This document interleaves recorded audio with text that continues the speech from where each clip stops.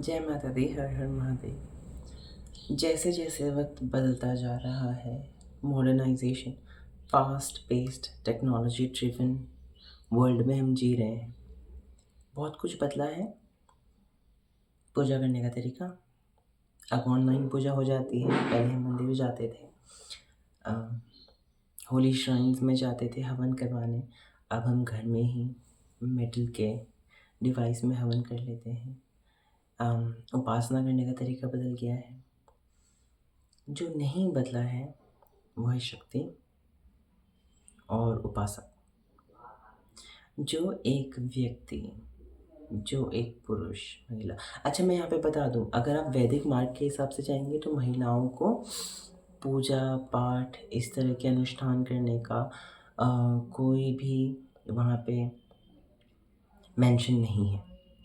तो अगर पूजा पाठ अनुष्ठान करने का अगर प्रावधान है तो वो पुरुष को ही दिया गया है। लेकिन जब आया तंत्र मार्ग, जब आया भक्ति मार्ग, जब वात्सल्य जीवन में भी फैमिलीज़ में रह के भी लोग पूजा कर सकें, भगवान की आराधना कर सकें, संन्यास लेने की ज़रूरत ना पड़े, गृहस्थ आश्रम में रहकर भी आप भगवान की पूजा कर सकें, उपासना कर सकें, तो तब महिलाओं को, तब स्त्रियों को ये एक तरीके से अधिकार मिला कि आप भी पुरुष समान अनुष्ठान कर सकते हो, आप भी आचार्य हो सकते हो, आप भी साध्वी कहला सकते हो, आप भी उसी तरीके से निष्ठा और भाव से और भक्ति से प्रभु परमेश्वरी माता रानी की आराधना कर सकते हो। और तंत्र मार्ग में तो स्त्रियों को ज़्यादा ऊंचा स्थान मिला है ना। अगर कोई आपको स्त्री अगर तांत्रिक घोड़ी मिलती है तो उनकी शक्तियाँ तो आपको पता है ना। लेकिन अगर सिर्फ वैदिक मार्ग के हिसाब से चले तो बहुत सारी चीज़ें जो महिलाओं को नहीं मिली हैं, स्त्रियों को नहीं मिली हैं। अभी तंत्र भी दो तरह के होते हैं, सात्विक तंत्र, तांत्रिक तंत्र। हम सात्विक तंत्र की ही बात कर रहे हैं। जब आप पूजा करते हैं, स्वास्तिक बनाते हैं, नारियल या सिर में माता को स्थापित करते हैं, उनका आह्वान करते हैं, उनकी स्थापना करते हैं, नवरात्रों के टाइम भी, तो वो सब सात्विक तंत्र में आता है ना। घर में लौंग जलाना, कपूर जलाना, ये सब सात्विक तंत्र है। ये सब दक्षिणाचार, ये सब शाक्तास करते हैं। वामाचार में फिर आपको शमशान, अघोरी, काली, ये सब रूप में आपको काली माता देखने को मिलती है। तो एक उपासक नहीं बदला और वो शक्तियाँ नहीं बदली जिनकी उपासना वो कर रहे हैं। ये एक उपासक के ऊपर होता है कि वो किस तरह से शक्तियों के साथ का संचार करना चाहता है। क्या उसका खुद का स्वभाव है, क्या उसका खान पान है। माता रानी की कृपा तो सब पर ही होती है। माता रानी तो, माँ तो सबके लिए माँ है। वो मेरे लिए माँ नहीं है, वो आपके लिए माँ नहीं, वो तो सबके लिए माँ है।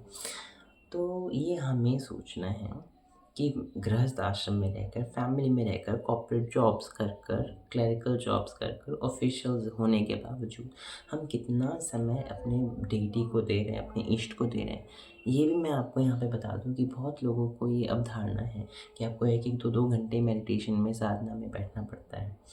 हम उस उस संसार में नहीं रह रहे हैं जहाँ ऋषि मुनि लोग, बड़े बड़े साधु संत लोग कई कई महीने, कई कई जीवन साधना में निकाल देते थे। इसीलिए मैं साधक शब्द का प्रयोग नहीं कर रही हूँ, मैं उपासक शब्द का प्रयोग कर रही हूँ। साधक क्या हुआ, जिसने बस सब कुछ छोड़ के उस शक्ति को पकड़ लिया और बस उसकी साधना में, उसको साधने की साधना का प्रयत्न कर रहे हैं। उपासक क्या है, जो उपासना कर रहे हैं। अब हम सात्विक भाव से अपने मम्मी पापा को भी प्यार करते हैं, अपने बच्चों को भी प्यार करते हैं, है ना। और माँ को इष्ट मान के, माँ को आप गुरु मान के अगर माँ की आप आराधना कर रहे हैं, उपासना कर रहे हैं, तो छोटे मोटे चमत्कार तो आप खुद भी अपने जीवन में होते देख लेंगे। बस आपको क्या करना है, अपने डीटी को पहचाना है। डीटी कौन है आपका? डीटी एस्ट्रोलॉजिकली भी देखा जाता है, किस ग्रह नक्षत्र में आप पैदा हुए हैं, किस दिन पैदा हुए हैं, वो दिन किस डीटी का है, किस भगवान का है। या अगर आप अपने अंतर्मन से कनेक्ट करने की कोशिश करें तो आपको अंदर से पता चलेगा कि इन भगवान जी के लिए, इन देवी माता के लिए मुझे बहुत भाव आता है मन में।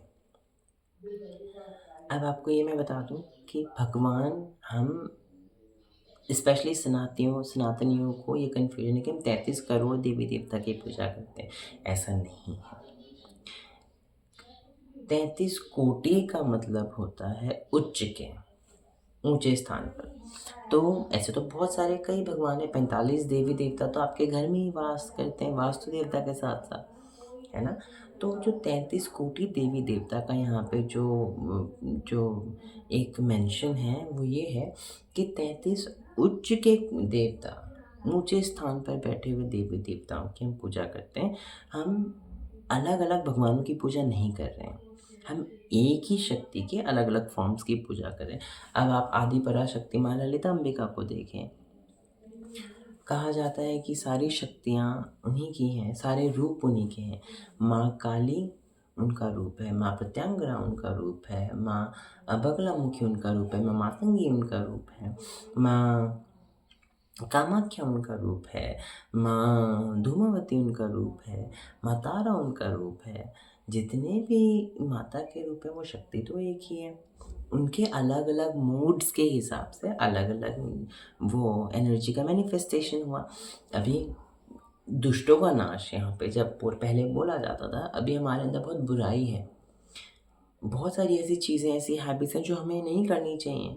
एक ही बार तो जीवन मिलता है, इसमें हम अब सुधार सकते हैं। अगर नहीं सुधारेंगे तो फिर आएँगे इसी इसी भूमि में आएँगे, फिर अपने कर्मों का हम जो भी लेसन सीखने होंगे वो सीखेंगे। उसके बाद हम चले जाएँगे भगवत धाम, फिर वहाँ जाके लेखा जोखा देंगे।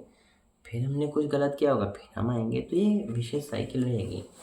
मोक्ष की प्राप्ति, दोबारा पृथ्वी पर न आना, एक जन्म न लेना, इतनी परेशानियों से न गुजरने के लिए मोक्ष की प्राप्ति के लोग करते हैं। लेकिन मोक्ष के आप तो चले गए, मोक्ष आत्मा का है। जो भी आप कर रहे हैं वो आत्मा करवा रही है। आप otherwise you just a structure, आप तो एक स्ट्रक्चर और मांस है, हड्डी है, क्या जो उसको ऊर्जा दे रही है वो प्राण ऊर्जा आपका सोल है। सोल के पास से शरीर है। तो यहाँ पे समझना बहुत ज़रूरी है कि आप 5 मिनट, 10 मिनट, 15 मिनट मैक्सिमम भी अगर अपनी डेटी के साथ हैं, तो आपको उतनी ही कृपा मिलेगी जितना आप 5 घंटे मंदिर में बैठ के अपनी डेटी के आगे हँसे, रोएँ, बात करें, माता आपसे आके बात करें।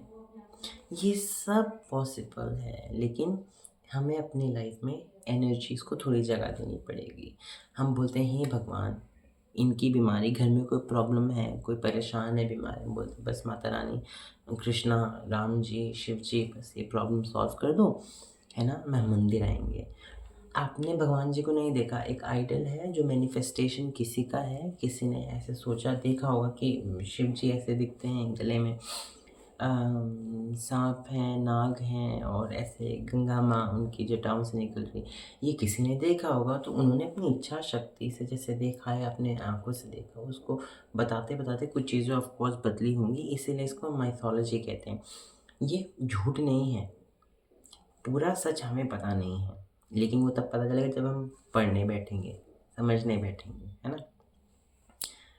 शिव जी को बोलते हैं तो भोले भंडारी हैं, है ना? लेकिन he is the perfect example of a father, of a husband. उनका ही परिवार सबसे अच्छा दिखाया गया है, समझा गया क्यों? Because he understood as a power, as a god he understood that I have to balance everything in life. मुझे हर चीज़ का एक संतुलन बना के रखना है। वही संतुलन हमें सीखना है जीवन में। सब इम्पोर्टेंट है, पेरेंट्स भी इम्पोर्टेंट है, हमारे बच्चे भी इम्पोर्टेंट है, हस्बैंड के पेरेंट्स भी इम्पोर्टेंट है, वाइफ के पेरेंट्स भी इम्पोर्टेंट है, रिलेशंस भी इम्पोर्टेंट है। खुशी होगी तो रिश्तेदार आएंगे, दुख होगा तो भी रिश्तेदार ही आएंगे। ये सब हमें समझना होगा, और ये समझ देने के लिए हमें कहीं ना कहीं थोड़ी सी भगवान की ज़रूरत होती है। जब आप अपने डीटी के बारे में, भगवान के बारे में सोचते हैं, अच्छा कृष्ण भगवान वो भी तो श्यामल रंग के हैं, उन्हें प्रेम से रिलेट किया जाता है। कहीं भी आप लव की बात है, इमोशंस की बात है, तो बोलते हैं कृष्ण कृष्ण कृष्ण, है ना?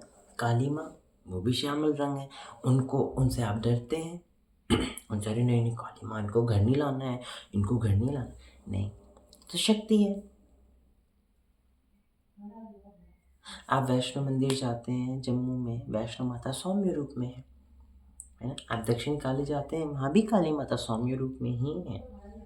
तो जितनी भी शक्तियाँ हैं ये सब आदि पराशक्ति माँ ललिता अंबिका की ही हैं। अब उनके अलग-अलग मूड्स के मैनिफेस्टेशन हमें देखने को मिलते हैं। अभी मुझे गुस्सा आएगा, जो जिन्होंने मेरा गुस्सा देखा होगा वो बोलते होंगे अरे नहीं, नहीं, उनको तो बहुत गुस्सा आता है।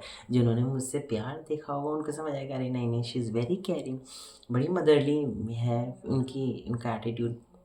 अभी किसी ने मुझे मेहनत करते हुए देखा होगा तो बोला होगा अरे ये तो बहुत हार्ड वर्किंग है।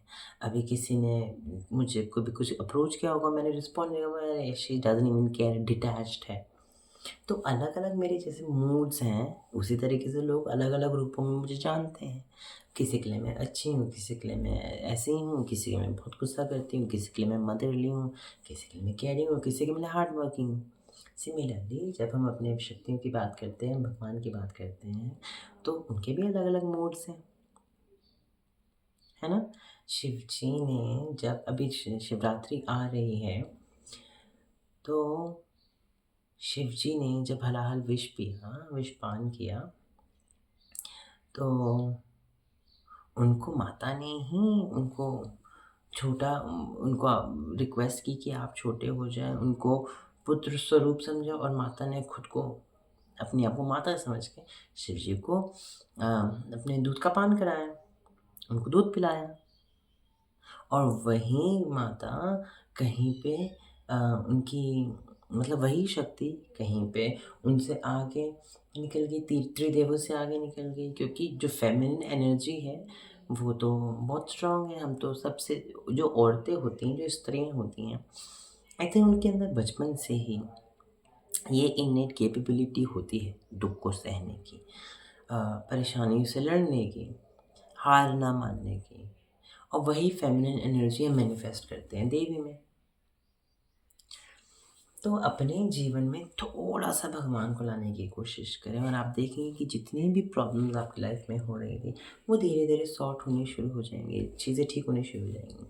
अगर आप किसी भी ग्रंथ को उठाते हैं और जो उसमें लिखा है, अगर उस तरह से आप अपनी लाइफ थोड़ी-सी जीने की कोशिश करते हैं, क्योंकि बहुत कुछ है, हम एक पाँव आगे नहीं रख सकते हैं। अगर हम सारे वेदों को समझें, तो हम एक पाँव आगे नहीं रख सकते क्योंकि हम पापी हैं।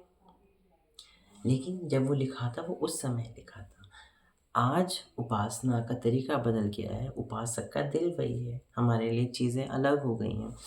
पहले हम मतलब आजकल पहाड़ ही नहीं है, जंगल ही नहीं है, आप साधना करने जाओगे, अपने मंदिर में ही बैठ के करोगे, बेड के ऊपर बैठ के करोगे, आसन के ऊपर बैठ के करोगे। आजकल गाइडेड मेडिटेशन तो योग निद्रा भी करोगे, है ना? थोड़ा-सा इनकॉर्पोरेट करें, थोड़ी बहुत चमत्कार तो आप खुद कर लेंगे, ठीक है? मेरी माँ का आशीर्वाद आप सब पर बना रहे। जय माता दी। हर हर महादेव।